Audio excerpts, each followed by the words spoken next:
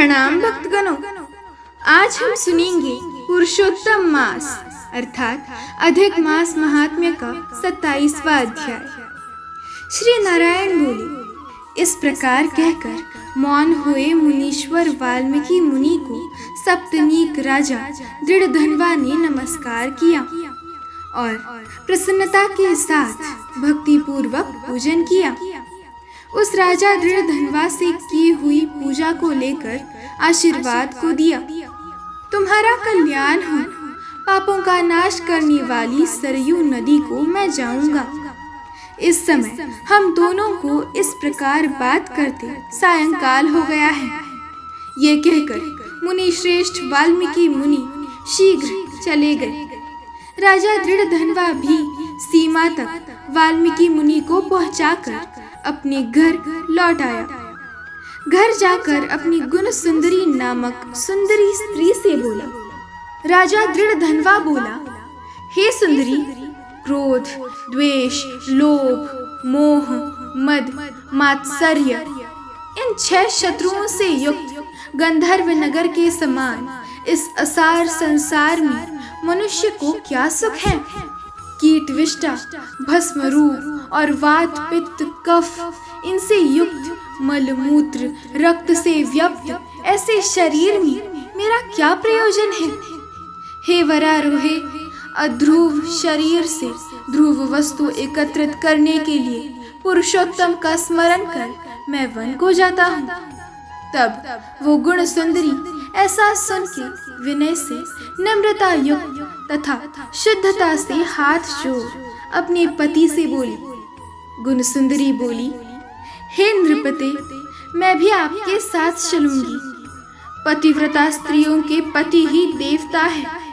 जो स्त्री पति के जाने पर पुत्र के गृह में रहती है, वो स्त्री पुत्र वधू के अधीन हो पराये गृह में कुत्ते के समान रहती है। पिता स्वल्प देता है और भाई भी स्वल्प ही देता है। अत्यंत देवे वाले पति के साथ कौन स्त्री नहीं जाएगी। इस प्रकार प्रिया की बातों को स्वीकार कर पुत्र का अभिषेक कर स्त्री सहित शीघ्र ही मुनियों से सेवित वो वन को गया।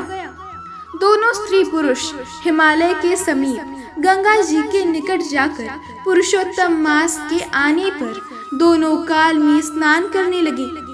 हे नारद, वह पुरुषोत्तम मास को प्राप्त कर विधि से पुरुषोत्तम का स्मरण कर भार्या सहित तपस्या करने लगे। ऊपर हाथ किए बिना अवलंब पैर के अंगूठे पर स्थिर आकाश में दृष्टि लगाए निराहार होकर राजा श्री कृष्ण का जप करने लगे। इस प्रकार व्रत की विधि में स्थित हुए तपोनिधि राजा की पतिव्रता रानी सेवा में तत्पर हुई। इस प्रकार तप करते हुए राजा का पुरुषोत्तम मास संपूर्ण होने पर घंटिमाओं के जल से विभूषित विमान वहां आया। ऐसे तत्काल आए हुए पुण्यशील और सुशील सेवित विमान को देख स्त्री सहित राजा आचार्य युक्त हो विमान में बैठे हुए पुण्यशील और सुशील को नमस्कार किया। पुनः वे स्त्री सहित राजा को विमान में बैठने की आज्ञा दिए। स्त्री सहित राजा विमान में बैठ के सुंदर नवीन शरीर धारण कर तत्काल गोलोक को गए। इस प्रकार पुरुषोत्तम मास में तप करके भय रहित लोक को प्राप्त होकर हरि के निकट आनंद करने लगे। और पतिव्रता स्त्री भी पुरुषोत्तम में तप करते हुए पति की सेवा कर उसी लोक को प्राप्त हुई। श्री नारायण बोले, हे नारद, मेरी एक जीवा है। इस समय इसका क्या वर्णन करूं। इस पृथ्वी पर पुरुषोत्तम के समान कुछ भी नहीं है। सहस्त्र जन्म में तप करने से जो फल प्राप्त होता है, वो फल, हाँ वही फल पुरुषोत्तम के सेवन से पुरुष को प्राप्त हो जाता है। नारद, श्री पुरुषोत्तम मास में बुद्धि पूर्वक अथवा अबुद्धि पूर्वक किसी भी बहाने यदि उपवास, स्नान, दान और जप आदि किया जाए तो करोड़ों जन्म पर्यंत किए पाप नष्ट हो जाते हैं। जैसे दुष्ट बंदर ने अबुद्धि पूर्वक 3 रात तक पुरुषोत्तम मास में केवल स्नान कर लिया, तो उसके पूर्व जन्म के समस्त कुकर्मों का नाश हो गया और वो बंदर भी दिव्य शरीर धारण कर विमान पर चढ़कर जरा मरण रहित गोलोक को प्राप्त हुआ। इसीलिए ये पुरुषोत्तम मास संपूर्ण मासों में अत्यंत श्रेष्ठ मास है, क्योंकि इसने बिना जाने से ही पुरुषोत्तम मास में किए गए स्नान मात्र से दुष्ट वानर को हरि भगवान के समीप पहुंचाया। ओहो आचार्य है, श्री पुरुषोत्तम मास का सेवन जो नहीं करने वाले है वो महामूर्ख है। वे धन्य हैं और कृतकृत्य हैं तथा उनका जन्म सफल है। जो पुरुष श्री पुरुषोत्तम मास का विधि के साथ स्नान, दान, जप, हवन, उपवास पूर्वक सेवन करता है। नारद मुनि बोले, वेद में समस्त अर्थों का साधन करने वाला मनुष्य शरीर कहा गया है, परंतु ये वानर भी व्याज से पुरुषोत्तम मास का सेवन कर साक्षात मुक्त हो गया। हे तपोनिधे, संपूर्ण प्राणियों के कल्याण के निमित्त मुझे इस कथा को कहिए। इस वानर ने 3 रात्रि तक स्नान कहाँ पर किया? ये वानर था कौन? आहार क्या करता था? उत्पन्न कहाँ हुआ? रहता कहाँ था? और श्री पुरुषोत्तम मास में व्याज से उसको क्या पुण्य हुआ? ये सब विस्तार से सुनने की इच्छा करने वाले मुझसे आप कहिए। आपसे कथा अमृत श्रवण करते हुए मुझे तृप्ति नहीं होती है। श्री नारायण बोले, कोई केरल देश का अत्यंत लालची, शहद की मक्खियों के समान धन में प्रेम रखने वाला, सर्वदा धन के संचय में तत्पर रहने वाला कोई ब्राह्मण था। उसी कर्म से कदर्य नाम से प्रसिद्ध था।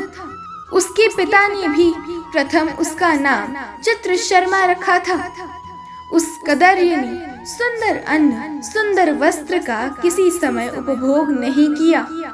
उसको बुद्धि ने अग्नि में आहुति, पितरों का श्राद्ध भी नहीं किया, यश के लिए कुछ नहीं किया और आश्रित वर्ग का पोषण नहीं किया। अन्याय से धन को इकट्ठा कर पृथ्वी में गाड़ दिया। माघ मास में उसने कभी तिल दान नहीं किया। कार्तिक मास में दीप दान और ब्राह्मणों को भोजन नहीं कराया। वैशाख मास में धान्य का दान नहीं किया और व्यातिपात योग में सुवर्ण का दान नहीं किया। वैधृति योग में चांदी का दान नहीं किया और ये सब दान कभी सूर्य संक्रांति काल में नहीं किया।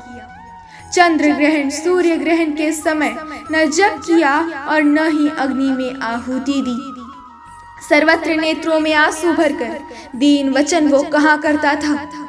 वर्षा, वायु, आतप से दुखित, दुबला और काले शरीर वाला वो मूर्ख सर्वदा धन के लोभ से पृथ्वी पर घूमा करता था। कोई भी इस पामर को कुछ दे देता, इस तरह बार बार कहता हुआ गौ के दोहन समय तक कहीं भी ठहरने में असमर्थ था। लोक के प्राणियों के धिक्कारने से जला हुआ और उद्विग्ना मग्न होकर घूमता था वो। उसका मित्र कोई बनेचर वाटिका का मालिक था। उस कदर्य ने उस माली से बार बार रोते हुए अपने दुखों को कहा, नगर के वासी मेरा नित्य तिरस्कार करते हैं, इसीलिए उस नगर में अब मैं नहीं रह सकता। इस प्रकार कहते हुए उस कदर्य ब्राह्मण के अत्यंत दीन वचन को सुनकर माली दयार्द्र चित्त हो गया। शरण में आए हुए उस दीन ब्राह्मण पर माली ने दया कर कहा, हे कदर्य, इस समय तुम इसी वाटिका में वास करो। नगरवासियों से तिरस्कृत हुआ वो कदर्य उस माली के वचन को सुनकर प्रसन्न होकर उस वाटिका में रहने लगा। नित्य उस माली के पास वास करता और उसकी आज्ञा का पालन करता था। इसीलिए उस कदर्य में माली ने दृढ़ विश्वास किया और उस कदर्य में अत्यंत विश्वास होने के कारण माली ने उस कदर्य ब्राह्मण को अपने से छोटा बगीचे का मालिक बना दिया। इसके पश्चात उस माली ने यह निश्चय किया कि कदर्य हमारा आदमी है, इसीलिए वाटिका की चिंता को छोड़कर राजमंदिर का सेवन किया। राजा के यहाँ उस माली को बहुत कार्य रहता था, इसीलिए और पराधीनता वश उस वाटिका की ओर वो कभी नहीं आया। वो अत्यंत दुर्बल कदर्य उस वाटिका के फलों को आनंद से अच्छी तरह भोजन करता और लोभवश बचे हुए फलों को बेच देता।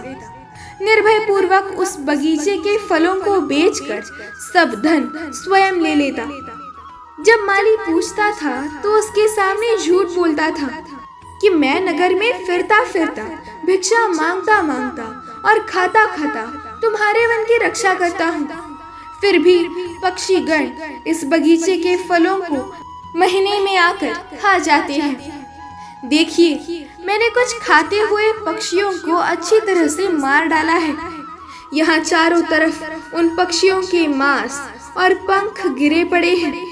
उन मांस के टुकड़ों को और पंखों को देखकर उसका अत्यंत विश्वास कर माली चला गया। इस प्रकार अत्यंत जर्जर उस दुष्ट कदर्य के वास करते 87 वर्ष व्यतीत हो गए। वो मूढ़ वहां ही मर गया और उसको अग्नि और काष्ठ भी नहीं मिला। बिना भोगे पापों का नाश नहीं होता है, ऐसा वेद के जानने वाले कहते हैं। इस कारण हाहाकार करता हुआ यमदूतों के मुदगर के आघात से पीड़ित कष्ट के साथ अत्यंत भयंकर दीर्घ माह को गया। पूर्व में किए हुए कर्मों को स्मरण करता हुआ और प्रलाप करता हुआ तथा बुद्बुद अक्षरों में कहता हुआ कि अहो आचार्य है, मुझ दुष्ट कदर्य के अज्ञान को देखिए। कृष्ण सार से युक्त पवित्र इस भारत खंड में देवताओं को भी दुर्लभ मनुष्य शरीर को प्राप्त कर मैंने धन के लोभ से क्या किया, अर्थात कुछ भी नहीं किया, और मैंने जन्म व्यर्थ में खोया तथा मैंने बहुत दिनों में जो धन संचय किया था वो धन तो पराधीन हो गया। इस समय कालपाश में बंधा पराधीन होकर क्या करूं? प्रथम मनुष्य शरीर को प्राप्त कर कुछ भी पुण्य कर्म नहीं किया, न तो दान किया, न अग्नि में आहुति दी, न हिमालय की गुफा में जाकर तपस्या की, मकर के सूर्य होने पर माघ मास में न गंगा के जल का सेवन किया, पुरुषोत्तम मास के अंत में 3 दिन उपवास भी नहीं किया, और कार्तिक मास में तारागण के रहते प्रातः स्नान नहीं किया। मैंने पुरुषार्थ को देने वाले मनुष्य शरीर को भी पुष्ट नहीं किया। अहो आचार्य है, मेरा संचित धन पृथ्वी में निरर्थक गड़ा रह गया। दुष्ट बुद्धि होने के कारण जीवन पर्यंत जीव को कष्ट दिया, और मैंने जठराग्नि को भी कभी अन्न से तृप्त नहीं किया। किसी पर्व के समय भी उत्तम वस्त्र से शरीर को आच्छादित नहीं किया। न तो जाति के लोगों को, न बांधवों को, न स्वजनों को, न भगिनों को, न दामाद को, न कन्या को, न पिता को, न माता को, न ही छोटे भाई बहन को, न पतिव्रता स्त्री को, न ब्राह्मणों को प्रसन्न किया। इन लोगों को एक बार भी मिठाई से कभी तृप्त नहीं किया। इस प्रकार विलाप करते हुए उस कदर्य को यमदूत यमराज के समीप ले गए। उसको देखकर चित्रगुप्त ने उसके पाप पुण्य को देखा और अपने स्वामी धर्मराज से कहा, हे महाराज, ये ब्राह्मणों में अधम कृपण है। धन के लोभी इस दुष्ट कदर्य का कुछ भी पुण्य नहीं है। वाटिका में रहकर इसने बहुत पाप किया है। माली का विश्वास पात्र बनकर साक्षात स्वयं फलों को चुराया, और जो जो पके हुए फल थे उनको खाया, और जो खाने से बचे हुए फल थे उनको इस दुष्ट ने धन के लोभ से बेच डाला। एक फलों की चोरी का पाप दूसरा विश्वासघात का पाप। हे प्रभु, ये दोनों पाप इस कृपण में अत्यंत उग्र है और भी इसमें कई प्रकार के अनेक पाप हैं। नारद जी बोले, इस प्रकार ब्रह्मा के पुत्र चित्रगुप्त के वचनों को सुनकर अत्यंत क्रोध से युक्त धर्मराज ने कहा कि ये कदर्य 1000 बार वानर योनि में जाए और विश्वासघात का फल इसको बाद में होगा। इति श्री बृहन्नारदीये पुरुषोत्तम मास महात्म्ये सप्तविंशोऽध्याय संपूर्ण। जय श्री कृष्ण।